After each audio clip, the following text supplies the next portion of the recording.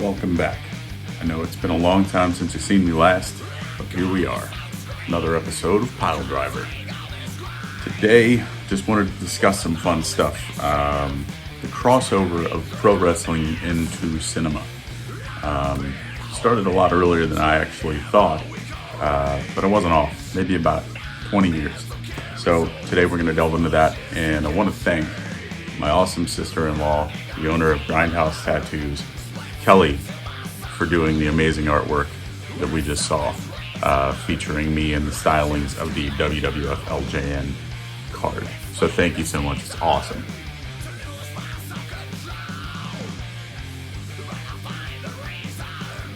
When you think about pro wrestling in movies, who's the first man to come to mind?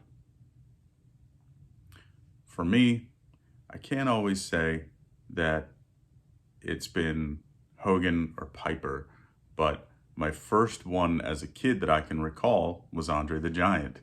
Andre appeared in the $6 Million Man as Bigfoot. It was a 2-part episode. Pretty cool. You can go back and check that out. I'm sure it's available on YouTube.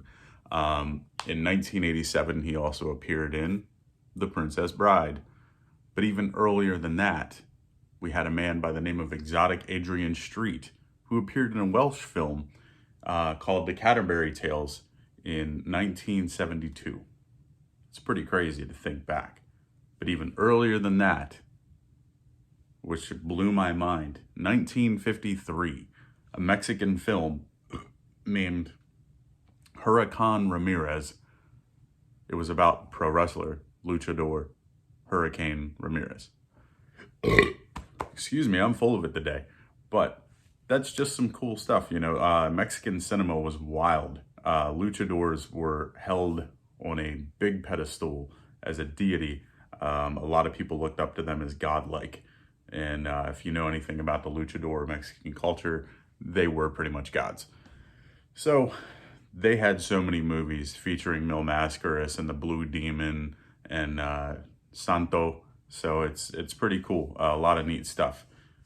But you flip side back to America, and we had in 1982, Thunderlips, in the flesh, baby, the ultimate male, appear in Rocky III to beat up the Italian Meatball.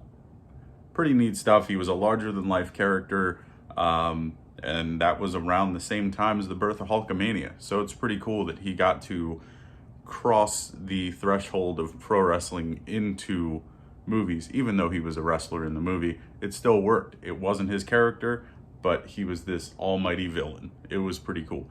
So if you haven't seen Rocky 3, get out from under your rock and check it out. Hogan was like, I mean, he was the main guy that everybody knew did movies. You know, back in the day, he was one of the first ones to really grab a hold of that Hollywood role and keep going and going and going. I mean, you had No Holds Barred, which obviously he played another wrestler, followed by Suburban Commando, which he was an intergalactic bounty hunter, kind of along the lines, I'd say, a platinum blonde Boba Fett, except for he was a good guy, being hunted by several other bounty hunters from outside the galaxy, one being The Undertaker, which is pretty cool. And when he spoke, it just cracked us all up as kids. You had Mr. Nanny. You go Three Ninjas, High Noon at Mega Mountain, where he had a full head of hair, played a bad guy again. And then that all tied in once because he was out of WWF at that time, he also did the Thunder in Paradise, which I believe there were 3 films and a TV series. And plenty of guys washed over to TV as well, which was cool, but then again, most of them portrayed wrestlers. It wasn't like another character outside of that. You did have a lot of guys that eventually did get away from the wrestling and they actually acted, but we'll get to that. So you had, like, the whole Thunder in Paradise, you know, was kind of like an action film and TV series that featured Hogan and a bunch of his buddies. So he'd bring in Brutus and he'd bring in Savage. DDP, I believe, made a few appearances, but also on TV at around the same time as Thunder in Paradise, you had a lot of the guys from WCW appear on Baywatch. It was an episode in '96 entitled Bash at the Beach, which had Hogan, Vader, Ric Flair, Kevin Sullivan, and Macho Man. That's a cool one. I'm sure you can find clips on YouTube, if not the whole episode. Speaking of Macho Man, I think you all kind of know where I'm going with that one. But his first movie, I'm going to have to look into this and watch the film because I don't know. But there is a 1984 Bollywood film entitled Jutha Sak. I'm going to have to look it up. What up, Mach? Also, Jimmy Kelly, thanks for the hat, man. I love this thing. We got the Hasbro Macho Madness hat going on today. I love that one. Jimmy Kelly always hooking it up with the cool merch. So if you need some stickers, you need some keychains, you need those 3D lights, they're awesome. He does it all. So Jimmy Kelly, thank you.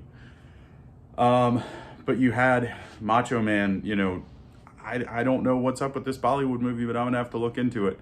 But Macho Man also made it into some Disney films. 2008, he did Bolt. In 2009, there was another one, Rhino something. But voice acting, you know, Macho's known for it. You hear the man's voice, you know him. But I think most notably, everybody knows Macho from one film, and that's 2002's Spider-Man.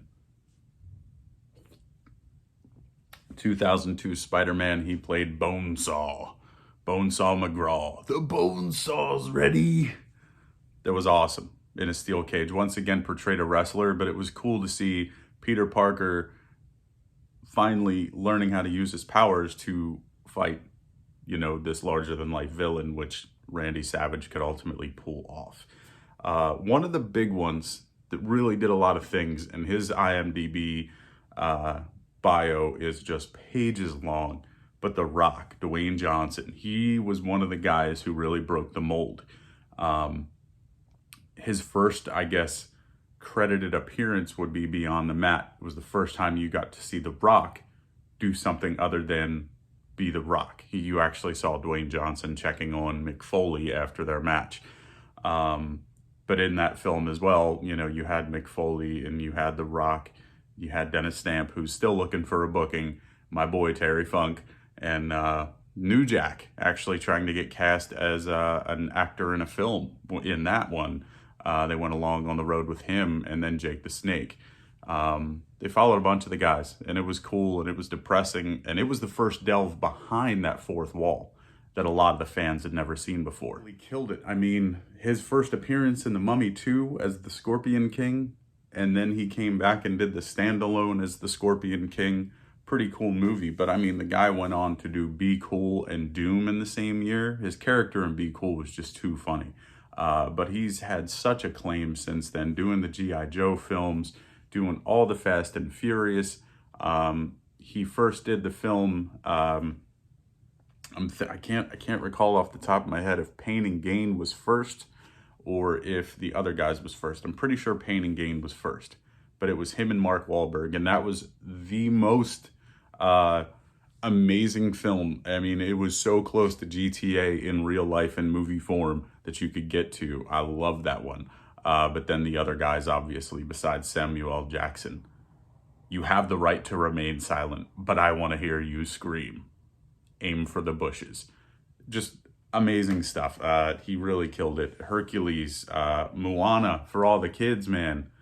Such a good movie. So, I mean, all these films you can probably find while you're, you know, not at work, being quarantined like the rest of us. So, pretty cool stuff. Kevin Nash, for instance, he did so many films that you wouldn't even, you know, you wouldn't think that Kevin Nash did a lot of films, but he was one of the first guys in '91 who got a movie role. Granted, you didn't really know it was him unless you saw the credits, because I think he was still doing WCW stuff at the time as Oz or Vinny Vegas. But he was Super Shredder in Teenage Mutant Ninja Turtles 2. That's awesome. Props to you, Nash. Big Daddy Cool. But I mean, he did The Punisher in 2004. He was a Russian, and he beat the shit out of Thomas Jane. That was pretty cool. Then you had him in The Longest Yard alongside Bill Goldberg, and Great Khali was in that one as well. And of course, the ladies' favorite, Magic Mike. He was in both of them. Rolling on to, we had Grandma's Boy. He played a bully, pretty much came in with the landlord, Rob Schneider, and they threw out the boys from their apartment because the roommate was spending all the money on hookers and strippers. But Monster Brawl, probably my personal favorite, 2011, alongside Kurgan the Interrogator, Jimmy Hart, Rosemary, and then Herb Dean of UFC fame. Pretty cool stuff there too. The Hot Rod. Left the WWF, WrestleMania 3, concentrate on life a little bit. He obviously came back, but in the time that he was off, man, I'm telling you, he got to work with John Carpenter on They Live. Now, a film that was released before They Live, kind of to get his toes wet, Hell Comes to Frogtown. If you haven't seen that one, please check it out. I think that one's on Tubi TV right now, so check it out. It's free. Download it and watch it. But he's done so many other movies. I mean, Piper, he's done Pro Wrestlers vs. Zombies. He's done They Live. And then 86, actually, he did a movie called Body Slam, which was one of my favorites growing up. There was another one called Grunt, the movie, which is also available on Tubi TV right now. That one's cool. I like that a lot. I found it on VHS at a yard sale and I was hooked on that film. I'm going to watch it later today. So just so many guys who transcended and broke the mold from just wrestling to making film. Another guy, very notable, made it from the real world into the WWE, which it was his dream, just like many of us who ever made it to becoming a pro wrestler. He just did it on another level. The Miz. He went from the Marine 3 to the Marine 6. He's done 2 Christmas movies, and he's done a lot of voice acting for the Scooby-Doo into WrestleMania type films, which is cool because a lot of the guys didn't give their licensing or allow themselves to go do the voice acting. Somebody else did the voice for them. But The Miz was one of the guys who did it, and I don't know, ever since he came about, man, you know, even with the jorts and the faux hawk and the stupid trendy hat everybody wore, I really like The Miz, and happy for the way his career's gone. But you got so many other things too, just, you know, short standalones, but it's just cool to see these guys transcend and break away from the mold of being a pro wrestler in a film to actually acting in a film. Probably ended on this note. I really enjoyed, it's on Netflix right now, The Girl on the Third Floor, featuring one of my personal favorites, the best in the world, CM Punk, Phil Brooks. There's a scene in that film, man, that just really blew my mind, and every second that he was acting in that one scene in particular, he reminded me of Bruce Campbell as Ash losing his mind in the cabin. And I think after a lot of other people watched that film, they saw it and it got to Bruce Campbell and he was like, he would be a really good Ash. And that's awesome. Phil Brooks, I'd watch that man play little girl softball. I don't care what he did. He can't do anything wrong.